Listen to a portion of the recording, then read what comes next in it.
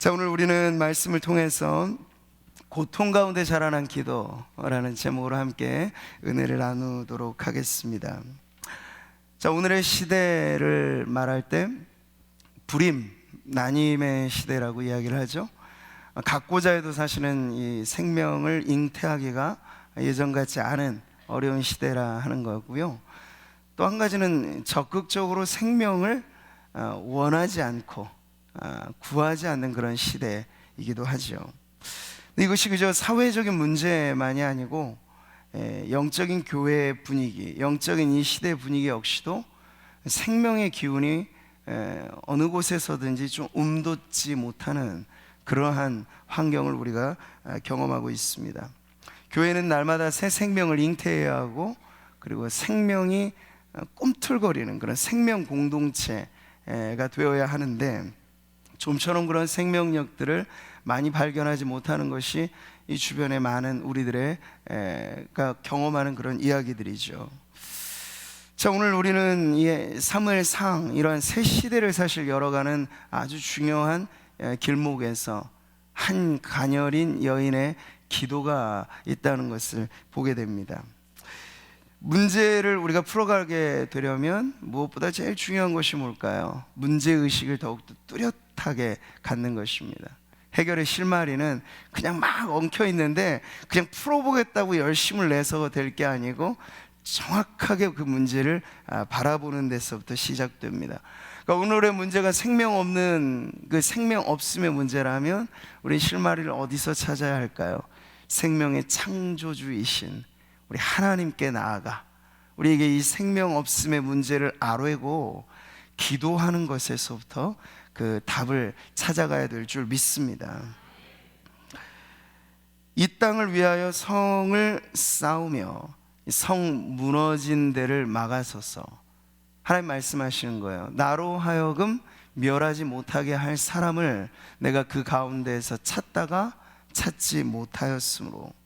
오늘 이 구절은 사실 무너진 성벽과 같은 그런 어지러운 세상과 그 시대에 하나님이 누구를 찾으시는가 하는 그 말씀이 잘 나타나 있는 구절이죠. 바로 하나님은 그러한 기도의 일꾼들을 찾으세요. 성벽 무너진 데를 막아선다라고 하는 거, 하나님의 진노를 기도하는 것을 통해서 막아서는, 예전에 모세가 그랬던 것처럼 그러한 일꾼들을 지금 하나님께서는 찾고 계시다는 거죠. 그러니까 이 세상의 간절한 요청은, 세상은 직접적으로 말을 하지는 않겠습니다만 그들 안에 그 외침은 그거예요. 우리를 위해 기도해 주십시오. 네. 저는 그런 입장에서 정치를 봐요. 그런 입장에서 경제를 봅니다. 이 모든 수치와 데이터나 뉴스거리들은 교회를 향한 요청이에요. 우리를 위해 기도해 주십시오. 문제는 있지만 답이 없습니다. 그러니 답이 좀 나오도록 교회예요, 우리를 위해 기도해 주십시오. 우리는 그런 소리를 믿음의 귀로 들으면 듣게 되는 거예요. 네. 그래서 우리는 구석구석 우리의 기도가 가닿지 않으면 안 될 이 세상을 바라보면서 우리의 기도의 지경이 점점 더 넓혀져야 하는 줄 믿습니다. 내 장막터를 넓히고 내 지경을 넓히라. 야베스가 기도한 그 기도는 영적인 의미에서 내 지경을 넓히소서. 바로 그것은 우리의 선한 영향력이 점점 더 확대되어지는, 바로 그 일을 위해서 우리가 기도해야 된다는 것인 줄 믿습니다. 자, 오늘 본문에 등장하는 이 여인, 이름이 한나, 은혜로운 이름입니다. 은혜라는 뜻이 담겨져 있는 이름이에요.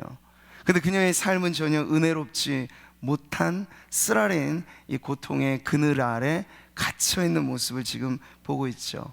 그녀의 문제로 말하자면 다른 건 다 있어요. 남편의 사랑도 독차지하고 가정의 문제, 경제적인 어려움도 없어요. 그런데 한 가지 문제가 있어요. 생명을 잉태하지 못하는 거예요. 불임 여성이라고 하는, 당시로나 지금이나 우리 이 유교 사회뿐만 아니라 히브리 문화도 매우 비슷합니다. 가부장적이거나 그 당시로 말하자면 칠거지약이라고 말했을 때 자녀를 잉태하지 못한다, 그게 아주 크나큰 결격 사유가 됐던 그러한 시대에 지금 한나는 모든 것에 부요했지만 가장 결정적인 문제 때문에 고통을 늘 되씹는 그런 삶을 살았던 거죠. 한나의 남편에게 또 하나 있었던 세컨드 첩이죠. 이 분인나라고 하는 여인은 이 한나의 핸디캡을 보면서 한나를 조롱하고 핍박합니다. 그러니까 자신 안에 생명이 없다라고 하는 자체 문제만 해도 고통스러운데 분인나가 날마다 격분을 일으키는 거예요. 너는 그래서 안 돼. 네가 아무리 남편 사랑 독차지 해봤자 나는 이렇게 자녀를 숨풍숨풍 잘 나는데 누가 경쟁력이 있겠냐. 생명을 갖고 있는 내가 경쟁력이 더 있다. 이렇게 이야기를 하면서 분인나는 계속 한나를 핍박합니다. 자, 이런 고통이 연속되면서 한나는 눈물의 여인이 점점 되는 거예요. 눈물 젖은 밥을 먹게 되는 거고, 홀로 있을 때 그냥 가만히만 있어도 주룩주룩 눈물이 흐르고 마를 수 없는 그런 눈물의 여인이 되는 것이죠. 한나에게 있어서는 절대 위안이 안 됩니다. 남편은 한나를 위로했습니다. 아니 10자식보다 내가 더 소중하지 않냐. 남편의 사랑도 귀중하지만 한나에게 있어서 이 생명이라고 하는 건 그저 그냥 일반적인 자식의 문제만이 아니고 한나의 신앙의 문제로 받아들여진 거예요. 생명의 주관자가 되시는 내 하나님을 내가 믿고 있는데, 그리고 내가 기도하고 있는데 하나님이 어이하여 나의 기도에 응답하지 않으시는가. 그의 절실한 그녀의 기도는 무자식이 절대 상팔자라고 여겨지지 않고 내게 생명을 주십시오 하는 더 간절한 기도의 이유가 되었던 것이죠. 자, 이로 인하여서 한나는요, 눈물이 마를 수 없는 그의 인생은 심령이 가난한 깊은 골이 패어지게 되었고, 그래서 그녀는 애통의 골짜기를 지나가게 되는 삶을 산 거죠. 그러면서도 모르는 사람들이 봤을 때 왜 저럴까? 남편 사랑받고 가정도 풍족하고 문제도 없는데 뭐 저렇게 사치스러운 고민하고 있을까? 그게 아닌 거예요. 한나는 이러한 문제로 인하여서 하나님이 그토록 복되다고 말씀하신 영적인 개조와 변화가 일어나고 있는 거죠. 어떻게? 심령이 가난해졌고 애통하는 여인으로 하나님 앞에 나아갈 수 있었던 거죠. 주님이 말씀하신 복 중의 복, 그것은 바로 심령의 가난함 그리고 애통함이 있는 영혼인 줄 믿습니다. 보이지 않게 그리고 알지 못하게 한나는 그러한 여인으로 변화되어지고 있고, 그래서 한나의 기도를 특징하는 매우 중요한 기도의 키워드는 눈물의 기도가 바로 그녀의 기도였다는 거예요. 근데 우리는 결국 알게 됩니다. 위대한 반전과 역전, 그리고 시대를 살려내는 위대한 인물이 바로 이 여인의 기도에서부터 준비되었다 하는 것이죠. 그러니까 지금 우리가 기도하며 흘리는 눈물이 결코 가치 없지 않습니다. 하나님은 눈물의 기도를 귀히 여기십니다. 주님의 병에 담아 오래 보관하시는 것이 성도들의 눈물의 기도인 줄 믿습니다. 지나고 나면 그 눈물의 기도가 은혜의 마중물이 되었다 하는 걸 우리는 알게 됩니다. 지난날 여러분이 흘렸던 모든 기도의 눈물 자국이 있었던 것, 오늘에 비추어 보시면 그 기도가 있었기 때문에 지금 오늘 내가 이 자리에 있다는 것을 알게 되는 거죠. 눈물의 기도는 은혜의 마중물이 된다는 것을 기억하십시오.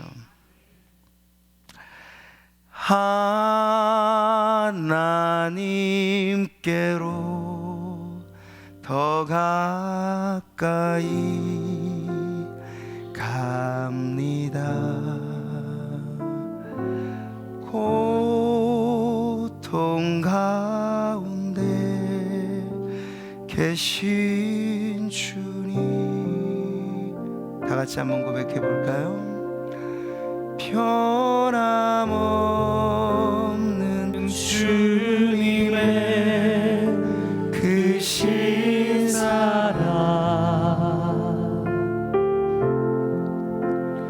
영원히 주님만을 섬기리. 우리 여성도님들 한번 불러보시죠. 하나님께로 더 가까이,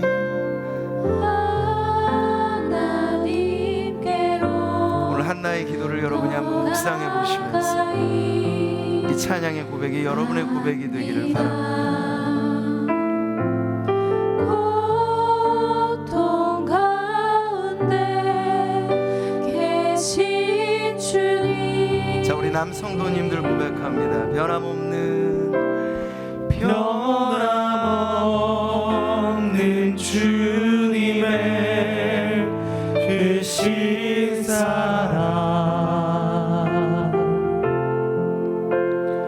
영원히 주님만을 섬기리. 만약 그 옛날 한나가 이 찬양을 알았더라면 이 찬양은 분명 한나의 18번의 노래가 되었을 겁니다.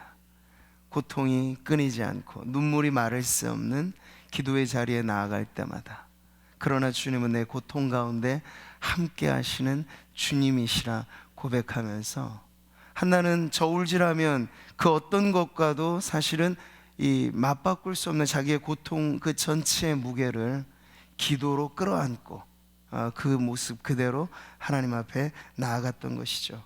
그러니 여러분 10절의 말씀을 보시면 한나가 마음이 괴로워서, 내 괴로워서 죽겠다 아우성치는 것이 끝이 아니었어요.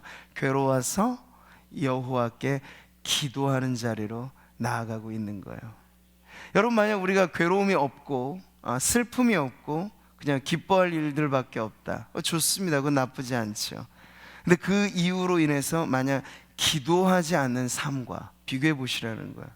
괴로움 달갑지 않습니다. 고통 피하고 싶죠. 근데 이것 때문에 기도하는 삶, 이 두 인생을 비교해 보십시오. 문제될 것 없어서 기도할 거리도 없는 인생과 문제는 너무 많은데 문제 때문에 기도할 수밖에 없는 인생, 하나님 앞에 이 두 인생의 무게감은 결코 같을 수가 없겠죠. 하나님은 눈여겨보십니다. 누구를요? 기도하는 인생을. 하나님 귀 기울이시는 그 예민한 청력은 언제나 수많은 이 세상의 노이즈가 아니에요. 이 세상의 왁자지껄한 소리보다 주님이 예민하게 들으시는 건 가냘픈 그 눈물의 기도에 주님의 귀가 기울어져 있다는 사실이에요. 고통을 쓰라린 인생의 참패로만 느끼지 않고 한나는 그 고통의 이유로 기도를 배웠습니다. 고통 때문에 기도의 자리에 나아갔습니다. 여러분, 우리가 조개가 진주를 품는 원리는 그 안에, 이 조개 안에 드밀고 들어온 상체기 혹은 이물질, 그 고통을 품어내는 그 모든 과정을 통해서 하나의 그저 값어치 없는 조개에서 진주를 품은 조개로 바꿔지는 것을 아는데요, 이 고통이란 성도들에게 이와 같은 효과가 있다고 말할 수 있는 거죠. 고통 그 자체를 우리는 찬미하지 않습니다. 우리는 그런 세디스트나 메조키스트가 아니에요.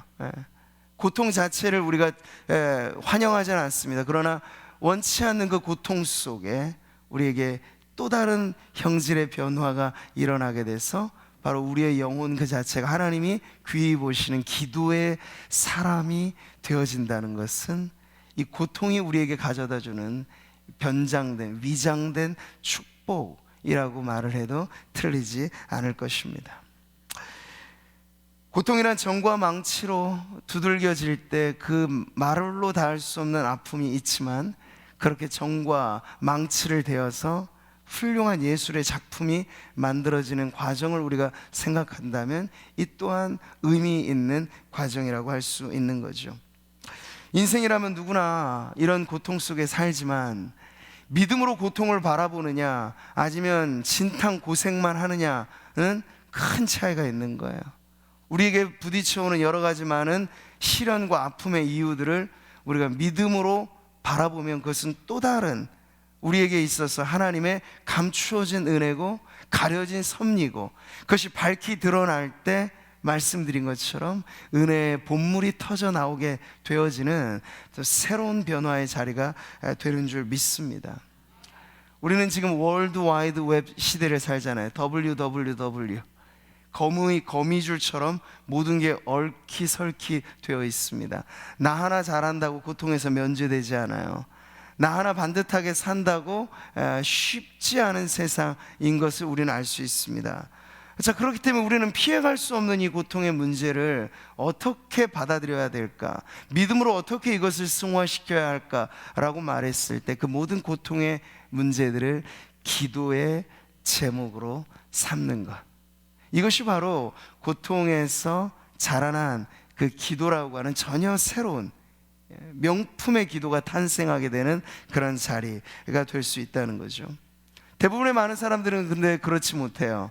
고통이 자기의 힘으로 밀어낼 수 있는 범위 너머의 고통이 오면요, 대부분은 자포자기하죠. 털썩 주저앉아 버립니다. 그러면서 탓을 하는 거예요. 세상 탓, 부모 탓, 환경 탓, 나라 탓 하는 거죠.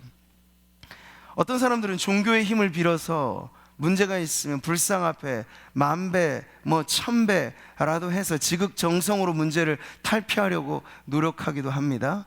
근데 그 모든 노력이 숲으로 돌아가면서 오히려 고통이 더 가중되는 것만을 경험하게 되는 거죠. 오늘 한나의 케이스는 우리들에게 고통을 다루는 아주 제대로 된 방식을 보여주고 있습니다. 고통이 밀려올 때, 내 힘으로 밀어낼 수 없는 고통이 올 때 그 안에 가려진 하나님의 뜻이 있는 줄 알고 성도는 고통 앞에 하나님을 바라며 기도해야 한다는 사실. 크고 작은 문제들이 없는 성도들이 이 자리에 누가 있을까요? 우리에겐 저마다 고통의 문제들은 있을 텐데요, 그런데 그 고통의 문제들이 여러분에게 기도의 제목으로 바뀌어지는 것은 또 다른 축복인 줄 믿습니다. 오늘 이 밤에 여러분이 그 복의 주인공들이 되시기를 축복합니다. 고통이란 귀 기울이지 않는 세상을 깨우는 하나님의 확성기라고 말을 하는 것처럼 고통이 우리들에게 전혀 새로운 의미로 해석되어지는 이 시간이 되었으면 좋겠습니다. 그러면 우리는 이제 우리 앞에 놓여져 있는 우리 개인의 고통의 문제뿐만 아니라 이 사회의 고통, 나라의 고통, 시대의 고통, 이 모든 고통들을 가지고 하나님 앞에 기도의 자리에 나아가는 법을 배우게 될 것입니다. 자기가 짊어져야 할 십자가는 크든 작든 누구에게나 있는 법인데, 그것을 탓하기보단 내 몫의 십자가 짊어지고 하나님 앞에 나아가서 간절히 하나님을 찾는 그 기도야말로 고통 속에서 아름다운 기도가 자라가게 되는 비결인 줄 믿습니다. 자, 오늘 이 한나의 기도, 그렇게 배경이 나오게 되는 거예요. 개인을 살리고 가정을 살리고 절망적인 시대, 사무엘서가 쓰여질 당시는 사사기의 암울한 시대에서 왕정국가로 이스라엘의 역사가 넘어가는 과도기적인 상황입니다. 그러니까 이 시대적인 문제가 엄청났고 국가적인 민족적인 차원에서의 위기는 대단했습니다. 근데 그것에 대한 해결책으로서 하나님이 찾으시는 그 한 사람이 일어나기까지의 그 과정을 지금 보여주고 있는 것인데, 바로 한나의 기도가 이 개인의 차원에 머물지 않고 가정을 넘어서 그 시대로 확대되어지는 그런 해결책이 됐다는 것을 보여주죠. 그런 점에서 한나의 기도는 우리 모든 성도들에게 매우 귀감이 될 만한 기도이겠는데, 오늘 밤에 저는 4가지 특징으로 한나의 기도를 살펴보겠습니다. 첫 번째, 한나의 기도, 그녀의 기도는 눈물의 기도였습니다. 한번 같이 읽어볼까요? 한나의 기도는 눈물의 기도였습니다. 하나님 앞에 울 줄 아는 기도자, 바로 한나였습니다. 이게 말이 쉽지? 사실 우리의 요즘의 현대사회의 특징은 감성이 점점 더 메말라지고 있다는 거예요. 점점 더 메말라지고, 그러니까 피도 눈물도 없는 사회로 가고 있습니다. 이 어린 아이들의 잔혹한 범죄를 보세요. 피도 눈물도 없는 사회로 우리는 점점 쇠락해 가고 있습니다. 사람들은 진정 울어야 할 때 울지 않습니다. 예수님께서 비유컨대 말씀하신 것처럼 장터의 아이들의 그 놀이처럼 기뻐해야 될 때 기뻐할 줄을 모르고 진정 애곡해야 할 때 애곡할 줄을 모르는, 그래서 우리의 영혼의 감성이라고 하는 것이 제대로 작동하지 않는 그러한 시대를 살고 있다는 것이죠. 눈물의 자식은 결코 망하는 법이 없다는 말을 우리는 자주 듣습니다. 가정마다 들여다보면 여러 가지 많은 문제가 있는 법인데, 그 문제를 해결하는 가장 빠른 방법은 부모가 눈물로 기도하는 자리에서 자식들을 끌어안고 가정의 문제를 품에 안고 눈물이 마를 수 없는 그런 기도로 나아가게 되는 것이 가정의 문제 해결의 가장 빠른 지름길입니다. 한숨만 내지 말고 한탄만 하지 말고 여러분이 진정 그 문제에 직시하고 이 문제가 하나님과 나 사이에 어떤 의미가 있는지, 이 문제가 과연 하나님의 도우심으로 어떻게 풀릴 수 있는지를 바라본다면 우리가 그 문제 앞에 다른 어떤 것이 아니라 눈물로써 기도하는 그런 기도자가 되게 될 줄 믿습니다. 사무엘이라고 하는 인물이 태어나기 전에 한나는 다량의 눈물로 그 아이, 여인의 임신은 양수가 채워지면서 점점 아이를 키워가는 거잖아요. 한나는 영혼의 양수와 같이 엄청난 그러한 눈물로 하나님 앞에 나아갔던 여인이라 할 수 있는 거죠. 100마디 말보다 진실한 눈물의 고백이 하나님 앞에 더 빨리 상달될 수 있습니다. 히스기야가 죽음 앞에 눈물로 통곡하였을 때 그 기도가 어찌 그리 빨리 응답받았는지, 그 죽음을 선고하고 돌아가는 그 길에서 다시 이사야를 돌이키게 하셔서 죽을 운명이었던 히스기야에게 다시 생명을 연장시켜 주신 하나님의 축복은 다름 아닌 통곡의 기도를 통해서 그가 응답받은 그런 놀라운 기적이었다는 것을 여러분 잊지 마시기 바랍니다. 이 눈물마저도 하나님의 은혜입니다. 성령께서 우리 안에 말할 수 없는 탄식으로 사실 보이지 않는 눈물을 흘리시는 기도가 바로 성령의 기도라면, 우리가 그 기도에 동참하게 될 때 우리 역시도 메마른 우리의 마음이 깨쳐지고 그 반석에서 물이 솟아나듯 우리의 마음 가운데서 참된 주님이 그토록 보고 싶어 하시는 기도의 아름다운 눈물이 우리의 기도의 자리를 적시게 될 줄 믿습니다. 때때로 그런 은혜를 좀 구하십시오. 그냥 무언가 우리가 감성 충만한 영화를 봐도 의미 없는 눈물을 흘리잖아요. 안방극장에서 왜 그렇게 우는지, 울고 나면 다 지나고 나면 카타르시스라는 거 생기겠지만 우리의 영혼에는 아무런 이득 없는 눈물을 우리는 꽤나 흘립니다.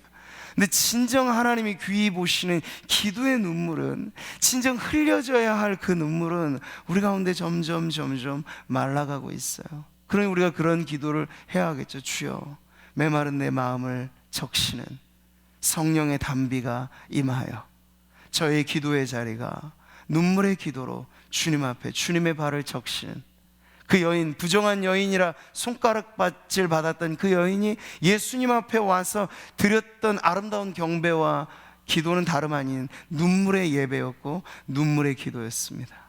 저는 우리 성도님들의 예배의 자리가 앉아 계신 그 지정석들이 다들 계시잖아요. 여긴 내 자리라고 생각하는 고유의 자리, 그 자리가 나의 눈물로 채워지는 자리가 되기를 바랍니다. 교회의 영적 부흥의 불변의 법칙 중에 하나는 예배당의 빈 자리마다 성도들의 눈물, 무엇보다 목회자인 저 자신의 눈물이 흐르게 된다면 하나님께서는 우리 교회 안에 이전에 경험해 보지 못했던 이 놀라운 축복을 하나님께서 부어주실 줄 믿습니다. 기도의 눈물이 말라갈수록 영혼은 사막화됩니다. 근데 반대로 눈물이 회복되면 여러분, 메마른 광야 같은 인생이 적과 꿀이 흐르는 약속의 땅으로 바뀌어지게 될 줄 믿습니다. 우리 예수님의 기도는 통곡의 기도시였어요. 그는 육체에 계실 때 자기를 죽음에서 능히 구원하실 이에게 어떻게 기도하셨다고요? 심한 통곡과 눈물로 간구와 소원을 올렸다고 말씀을 하고 있습니다. 예수님은 진정 울어야 할 때 우셨어요. 오늘도 우리가 나사로의 무덤 앞에 흘리신 주님의 눈물을 보았죠? 주님은 우리의 고통에 비정한 분이 아니십니다. 우리가 아파할 때 주님도 아파하세요. 때로는 우리는 눈물을 흘리지 못하는 그때에도 우리를 보시며 말없이 눈물을 흘리실 수 있는 분이 바로 우리 주님이신 줄 믿습니다. 그 주님이 우리의 중보자가 되시기 때문에 우리가 오늘도 보좌 우편에 계신 주님의 그 중보에 힘입어서 하나님 앞에 이렇게 나아가게 되는 줄 믿습니다. 자, 두 번째 한나의 기도를 살펴볼까요? 같이 한번 읽겠습니다. 둘째, 한나의 기도는 서원의 기도였습니다. 약속의 기도였던 거죠. 하나님 앞에 우리는 하나님의 약속의 말씀을 붙잡고 기도합니다. 그 기도의 정석이죠. 근데 여러분, 또 하나의 기도의 신비는 우리가 기도할 때 하나님 앞에 무언가를 약속할 수 있다는 것이 기도자의 매우 중요한 특권이라고 하는 거예요. 우리는 그것을 일컬어 서원이라고 말을 합니다. 서원의 기도. 지금 한나는요, 자기 혼자 배부르고 둥 따숩고 이걸 위해서 지금 기도하는 게 아니고 그저 분인나가 나를 약올리고 나를 핍박한 것에 대한 안갚음으로, 그래 너만 자식 낳냐? 나도 낳을 수 있다, 이걸 보란듯이 드러내려고 사람하고의 경쟁의 문제 때문에 아이를 구한 게 아니에요. 한나의 기도를 여러분 들어보시면 그 아이가 하나님의 영광이 되기를 바라서, 아이를 내게 주시면 저는 그 아이를 도로 주님께 드리겠습니다. 이게 바로 한나의 기도의 아주 중요한 특징입니다. 서원의 기도를 그가 하였다는 것이에요. 여러분, 아브라함이 100세 때 얻은 아기 이삭, 눈에 넣어도 아프지 않는, 금이야 오기야 할 만한 그 아들. 근데 하나님께서 결정적인 타이밍에 그 아들을 바치라고 하시잖아요. 아브라함은 그 믿음이 쌓이고 어느 정도 누적된 상태, 그의 최고봉에 이를 때 이삭을 헌물로 하나님 앞에 바쳤던 서원의 사람이었습니다. 그런데 여러분, 그런 아브라함과 비교해보면 한나는요, 아기가 아직 태어나기 전부터 이미 한나의 마음 안에 모리아 제단이 쌓여져 있었고, 하나님이 달라시기 전에 먼저 하나님 내게 해주시면 저도 이 아이를 주님께 드리겠습니다. 그러니 얼마나 한나의 기도가, 이 가녀린 여인의 기도가 시대를 살릴 만한 위대한 기도가 되었던가는 바로 그 위대한 약속에 있다고 볼 수 있는 것이죠. 여러분, 이건 쉽지는 않습니다. 이게 예나 지금이나 하나님 앞에 우리가 약속한다는 건 매우 중요한 의미를 담고 있습니다. 섣불리 약속을 하느니 약속을 안 하는 게 좋습니다. 근데 만약 하나님께서 우리에게 믿음을 주셔서 하나님 앞에 무언가 기도하는 그 기도에 여러분이 하나님과 고이 맺은 약속의 기도가 혹 있다면, 지난날 어떤 기도라도 여러분 그 약속은 여러분 안에 결코 잊혀지지 않는 기도가 되어야 할 것이고, 오늘 우리가 이 밤에도 절박한 우리의 심정을 주님 앞에 토로할 때, 주님 나 한번 좀 도와주십시오, 주님 저를 한번 좀 살려주십시오, 이런 기도에서만 아니라 만약 그렇게 하시면, 여러분 야곱도 베델의 축복을, 하늘의 문이 열리고 그 절체절명의 위기의 순간 찾아오신 베델의 하나님을 만났을 때 무엇을 약속했습니까? 하나님, 제가 다시 우리 고향 땅으로 돌아오게 하신다면 제 소유의 10분의 1을 주님께 바치겠습니다.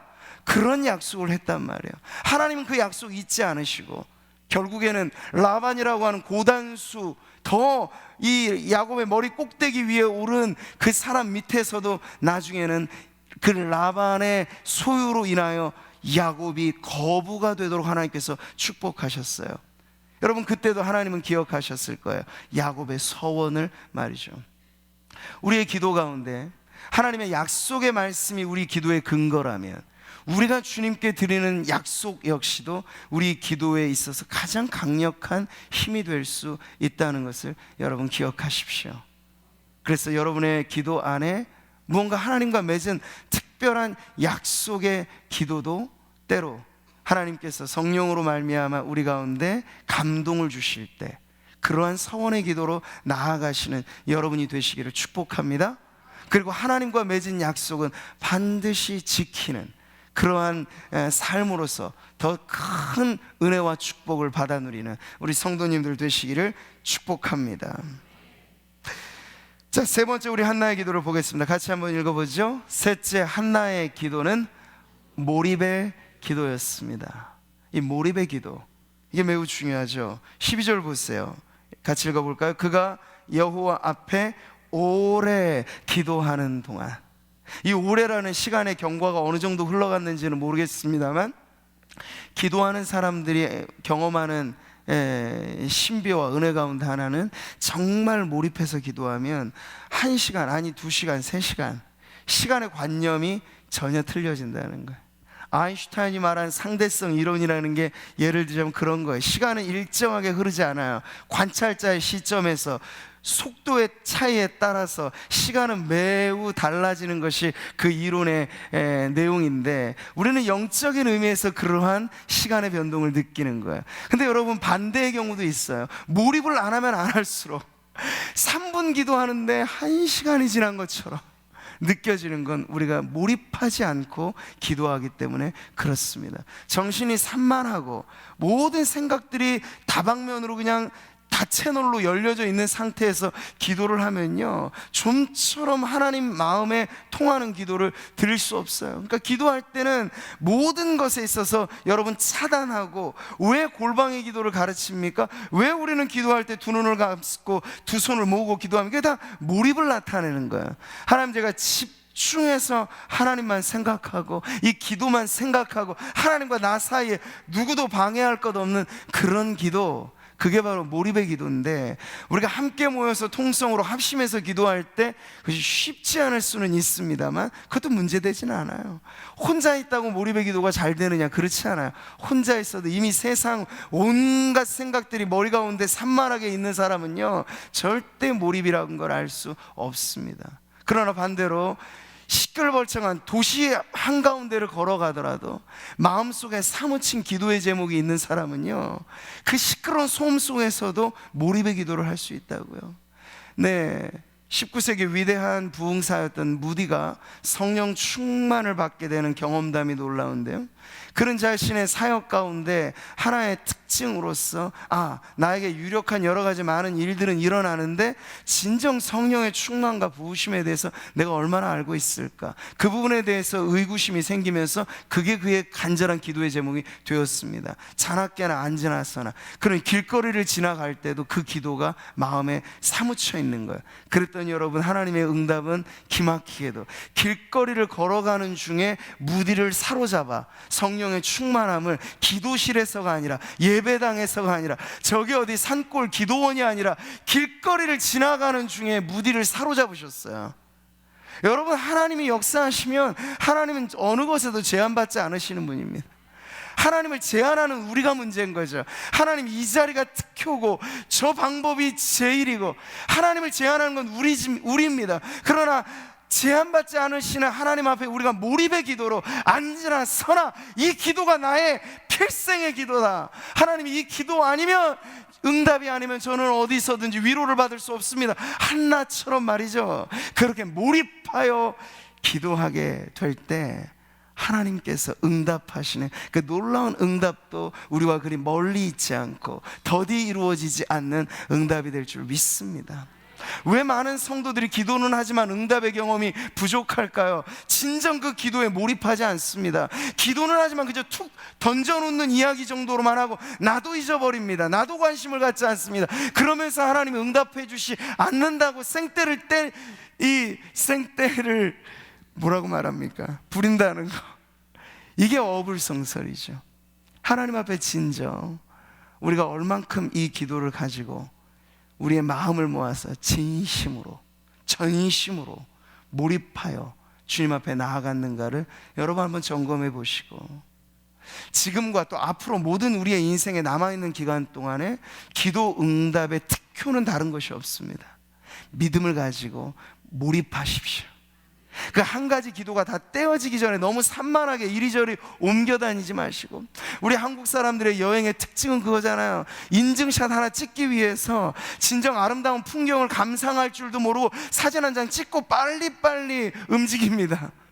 그게 우리의 인스턴트화된 영성에도 그대로 담겨져 있어서 우리는 진득하니 한 자리에 머물러서 하나님과 함께 보내는 이 시간의 아름다움을 맛보고 기도의 향기가 우리 가운데 배어져 나올 정도로 한 자리를 지켜내기가 쉽지 않은 거예요. 너무나 빨리 들썩들썩 거리면서 우리의 기도가 좀처럼 깊이 땅을 파고 들어가는 기도가 되지 못하는 그러한 문제가 있다는 거죠.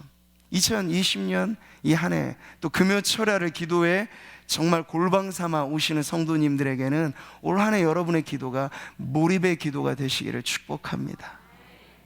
그래서 산만하게 기도해서 10년 동안 응답받지 못해왔던 여러 가지 많은 이야기들이 여러분이 진정 믿음으로 예수의 이름으로 약속의 말씀을 움켜쥐고 그리고 여러분이 몰입해서 기도할 때 오랜 세월 지지부진했던 인생의 이 모든 일들이 하나님께서 사로잡듯 순간에 역사하셔서 해결되어지는 기도 응답이 여러분의 축복이 되기를 바랍니다. 엘리야의 기도가 여러분 그런 몰입의 기도 아니었습니까? 닫힌 하늘의 문이 하루아침에 열려지겠나요? 그저 간단한 땡큐식 기도로 닫힌 문이 열려질 리가 없죠. 그래서 엘리야는 어떻게 기도에 몰입합니까? 머리를 엎드려서 무릎을 꿇고 엎드려서 그 무릎 사이에 파묻고 7번의 기도라고 하는 건 이건 끝장의 기도를 이야기하는 거야. 어떨 때까지? 손만한 구름이라도 나올 때까지. 사화는 몸이 달아 있습니다. 계속 관찰하고 내보냅니다. 없나이다, 없나이다, 없나이다. 가라. 그리고 엘리야는 또 기도하는 거야. 돌아와서 없습니다. 응답이 안 떨어졌어요. 그러면 포기할 거 아니야. 엘리야는 또 기도합니다. 그리고 보내는 거야. 가봐라. 그래서 결국에는 그의 마지막 선에서의 기도와 하나님의 응답이 맞닿아질 때, 저 멀리서 사람의 손만한 구름이 일어나게 될 때 엘리야는 기도의 자리를 털고 일어났습니다. 왜? 알았던 거예요. 하나님 응답하셨습니다. 여러분이 기도를 했다면, 믿음으로 간구했다면, 몰입의 기도를 드린다면 응답은 확인이 가능한 것이지 예측 불가능한 것이 아닙니다. 확인 불가가 아닙니다. 우리가 기도하였다면 하나님, 자녀들이 떡을 달라고 하면 돌을 줄 아버지 없고, 여러분이 믿음으로 구한 그것을 주시지, 나는 요것 달라고 했는데 주님은 전혀 다른 것 주는 하나님으로만 여러분 착각한다면 하나님을 잘못 이해하신 거예요. 하나님은 선하신 아버지이십니다. 자녀들이 구한 그 기도에 응답하신다는 거예요. 그래서 기도가 중요한 거예요. 정신 바짝 차리고 해야 될 게 기도예요. 왜냐하면 우리가 기도한 그것에 응답을 하시는 것이니까요. 저는 오늘도 바로 그러한 몰입의 기도를 통해 응답의 축복이 기도하는 성도님들 안에 넘쳐나게 되시기를 바랍니다. 자, 끝으로 마지막 한나의 기도를 보겠습니다. 같이 한번 읽어보죠. 끝으로 한나의 기도는 소통의 기도였습니다. 소통의 기도. 여호와 앞에 내 심정을 통한 것이라고 지금 엘리야의 제사장에게 자신의 기도를 설명하고 있죠. 그 당시 엘리는 성직자, 한나는 그저 평신도. 근데 여러분, 엘리의 영성이 한나만 못한 상황을 보는 거야. 한나는 몰입해서 기도했고 눈물로 기도했고 서원의 기도를 올리고 있는 이 순간에 멀리서 관찰자 시점에서 그 여인을 바라보는 이 엘리는요, 포도주에 취한 줄 알고 있어요. 술을 끊으라고 한나의 기도를 중단시키면서 전혀 엉뚱한 이야기를 하는 엘리 제사장. 그는 기도가 그의 인생 가운데 접혀진 지 아마 오랜 세월을 보냈을 것을 우리가 충분히 예상할 정도로 영적으로 먹먹한 상태에 있었던 거예요. 그러니까 그 시대를 대표하는 영적인 지도자가 엘리와 같은 사람이었으니 그 시대 자체가 꽉 막혀 있을 것은 너무나 분명합니다. 그래서 엘리 다음을 하나님께서 연결짓는 사무엘의 영적 리더십은요, 엘리야하고는 전혀 다른 기도로 출발해서 하나님의 음성을 듣고 말씀으로 시작해서 모든 출발과 시작이 다른 이 새 시대를 하나님께서 열어가실 때 이 사무엘을 뱃속에 잉태하기 전부터 그 어머니의 기도를 이렇게 만드신 거예요. 여러분, 대를 이어서 신앙이 전수된다는 건 저절로 되지 않습니다. 절대 잊지 마세요. 신앙의 전수는 저절로 되지 않습니다. 부모의 눈물의 기도가 자녀들에게 진정 신앙의 양식이 되는 것이고, 그렇게 해서 우리는 진정으로 우리가 자녀들을 키운다는 것에 부모들이 지불했던 대가의 지불이 명확하게 뚜렷하게 있었던 것처럼 영적으로 우리의 가계를 바꾸고 자녀들을 하나님 앞에 세워나가는 데 있어서도 마찬가지로 한나와 같은 그런 기도가 있을 때 우리의 신앙은 다음 세대로 또 다음 세대로 이어지게 되는 축복이 될 줄 믿습니다. 근데 여호와 앞에 자신의 심정을 통하는 이 소통의 기도를 드리는 자리에서 한나는 자신의 마음과 하나님의 마음이 일치하는 이심전심을 경험하게 되었던 것이죠. 이게 말하는 기도만이 아니라 듣는 기도라고 하는 표현이 있어요. 그것은 기도를 하면서 하나님께서 내게 주시는 그 응답의 모든 것 역시도 결국 하나님의 말씀으로, 성령의 감동으로, 또 우리의 보여지는 환경의 변화로 일어나게 되는 것이라면 그건 하나님의 마음이 우리 가운데 포개어지는 이심전심의 그러한 기도의 자리에서 바로 이런 소통이 이루어질 때 우리는 그런 응답을 경험하게 될 것입니다. 사랑하는 성도 여러분, 오늘 한나의 기도, 이 네 가지 기도의 특징을 여러분 보면서 눈물의 기도, 서원의 기도, 몰입의 기도, 소통의 기도, 이 기도의 매우 중요한 골자가 우리 기도하는 성도님들의 기도에도 큰 틀이 되고 힘이 되어지기를 바랍니다. 그래서 우리는 너무나 입술의 기도에만 익숙합니다. 근데 마음을 담으셔야 돼요. 네, 마음을 다하고 뜻을 다하여 내 하나님을 사랑하라 하셨지 입술로만 사랑하라 하지 않으셨습니다.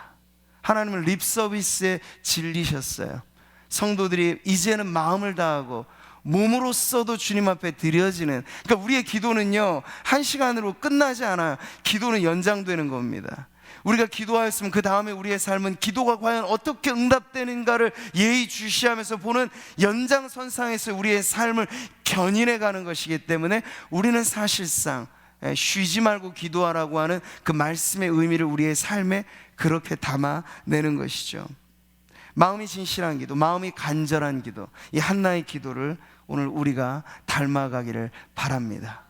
당시 종교 지도자였던 엘리 제사장이나 어떤 예수님 당시에 있었던 바리새인들이나 그들도 기도라고 하는 형태는 갖고 있었겠죠. 그런 알맹이는 없는.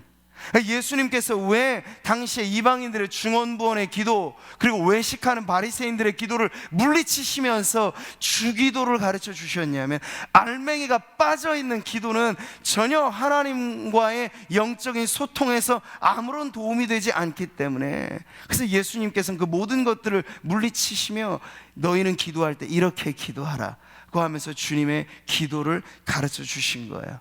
그 기도의 우선순위는 첫째도 둘째도 셋째도 하나님, 하나님, 하나님.